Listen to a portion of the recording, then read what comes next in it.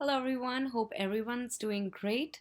Welcome to another video of the BPOP series. In today's video, we will be talking about examination, diagnosis, and treatment planning. So let's get started.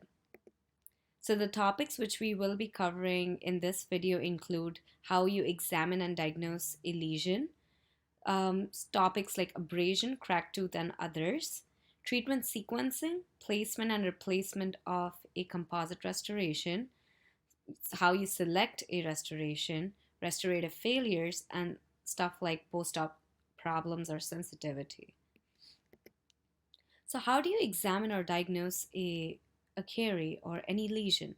So there are four main ways how you can diagnose it, and the main one is the clinical exam, which you will be doing on a patient, which ties really well with the tactile exam. So tactile exam will include